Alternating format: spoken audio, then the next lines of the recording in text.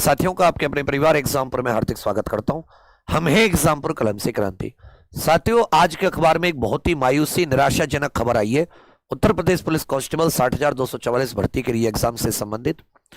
इसमें पहले खबर पढ़ लेते हैं। सिपाही भर्ती परीक्षा कराने वाली कंपनी एजू टेस्ट, ये अहमदाबाद की कंपनी है। अहमदाबाद में इसका हेडक्वार्टर है, गुजरात में। हुई ब्लैकलिस्ट। एसटीएफ को मिले कंपनी की लापरवाही के पुख्ता प्रमाण, नहीं पेश हो रहा निदेशक, मतलब कंपनी का जो डायरेक्टर होता है। आगे इसमें आप देखोगे तो इसमें खबर में क्या लिखा हुआ है वो एक बार आप पढ़ें। ये अशोक मिश्रा जी करके जो संवाददाता, उन्होंने खबर लिखी है लखनऊ से। सिपाही भर्ती परीक्षा का पेपर लीक होने के बाद उत्तर प्रदेश पुलिस भर्ती एवं प्रवृत्ति बोर्ड ने परीक्षा कराने वाली अहमदाबाद की कंपनी एजू टेस्ट को ब्लैकलिस्ट कर दिया है। बोर्ड के वरिष्ठ अधिकारियों ने इनकी पुष्टि की है। अब एजू टेस्ट का प्रदेश में किसी भी विभाग में भर्ती परीक्षा कराने का काम नहीं मिलेगा। साथ ही उसके खिलाफ कानूनी शिकंजा भी कसने की तैयारी है। गौरतलब है कि एजू टेस्ट कंपनी के संचालक विनीत आर्या को एसटीएफ 4 बार नोटिस देकर बयान दर्ज कराने तलब कर चुके, लेकिन वह पेश नहीं हो रहा है।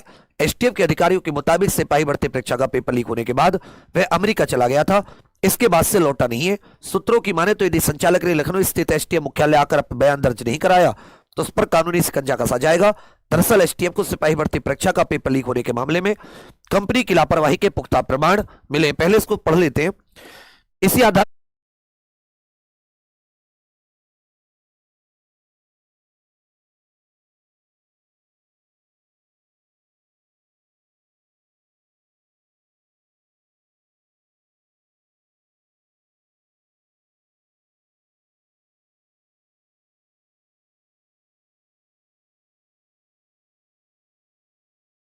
मिले, पहले इसको पढ़ लेते हैं।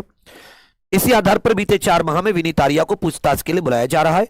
वह पेपर लीक कराने में अहम भूमिका निभाने वाले प्रयागराज निवासी राजीव नयन मिश्रा के आधार पर एसटीएफ ने मास्टरमाइंड सुभाष प्रकाश की तलाश भी तेज कर दी है। अधिकारियों के मुताबिक सुभाष प्रकाश, राजीव नयन, रवि अत्री आदि का संगठित गिरोह है जो प्रतियोगी परीक्षाओं का पेपर लीक कराते हैं।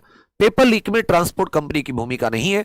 अहमदाबाद में टीसीआई एक्सप्रेस ट्रांसपोर्ट कंपनी के वेयरहाउस से सिपाही भर्ती परीक्षा का पेपर लीक हुआ था। ट्रांसपोर्ट कंपनी के कर्मचारियों की मिली भगत से वेयरहाउस में सेंध लगाई गई थी। पेपर का बॉक्स खोलने के लिए बिहार से डॉक्टर शिवम मंडल को 2 बार बुलाया गया था। हालांकि एसटीएफ को ट्रांसपोर्ट कंपनी की पेपर लीक में संलिप्तता के प्रमाण नहीं मिले हैं। जांच में सामने आया कि पेपर की सुरक्षा का जुम्मा एजू टेस्ट कंपनी को ही संभालना था, जिसमें वह नाकाम रही है। अब जिसके गोदाम से लीक हुआ उस कंपनी का हाथ नहीं है, जिसको संभालना था उसका हाथ है। किसका हाथ है किसका हाथ नहीं है, एसटीएफ जाने, भर्ती बोर्ड जाने। भर्ती बोर्ड अखबार वालों को बता रहा है कि भाई हमने उस कंपनी को ब्लैकलिस्ट कर दिया है, बोर्ड के वरिष्ठ अधिकारी। लेकिन ये जो 48 लाख बच्चे, और इन बच्चों की वजह से ही जो मन में क्रोध है कि पेपर इतने लीक हो रहे हैं, हमारा एग्जाम नहीं है, मतलब मेरी समझ में नहीं आ रहा मैं तुम्हें क्या बोलूं। मतलब मैं नंब हो गया। नंब मतलब होते ना कि कुछ जब आदमी के पास ना कुछ सोचने समझने की शक्ति छीण हो जाती है। तो मुझे सुबह से जब से मैंने खबर देखी है, मतलब भाई 6 साल तो ऑलरेडी इंतजार हो गया इस भर्ती के लिए। अब अगर ये अभी भी इसमें टाइम लगेगा तो फिर तो ये कब भर्ती होगी। ये टेंडर तो 2022 से भी खेला जा रहा है, 2021 से। याद नहीं, 2021 दिसंबर में पहली बार टेंडर का आया था। 2021-20 से टेंडर खेला जा रहा है, तो फिर तो पता नहीं क्या होगा।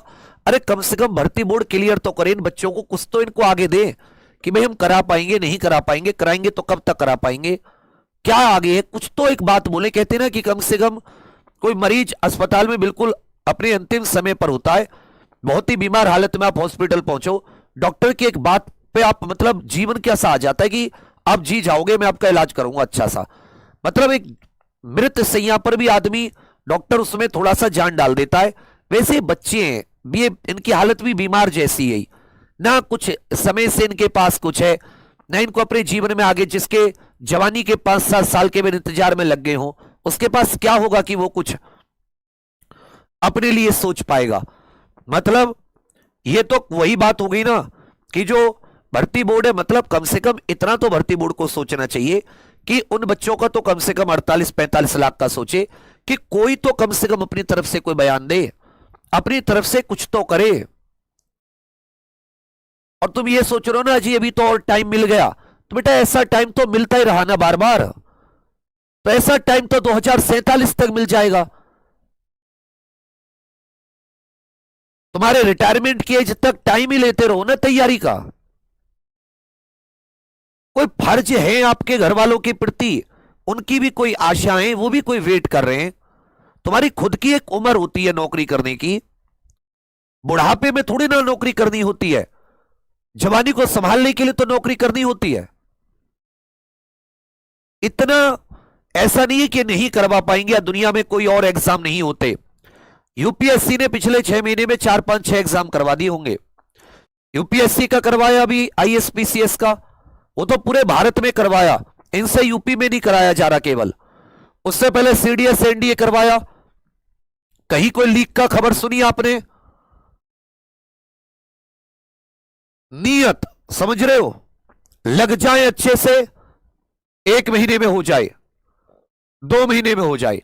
अब मैं कह रहा हूं कभी कर, अरे यार कम से कम बता तो दो इन बच्चों को, क्या बोले हम, जैसे भी क्या कहें, कब तक इनको कहें करते रहो करते रहो, मतलब कोई लिमिट होती है ना किसी चीज की।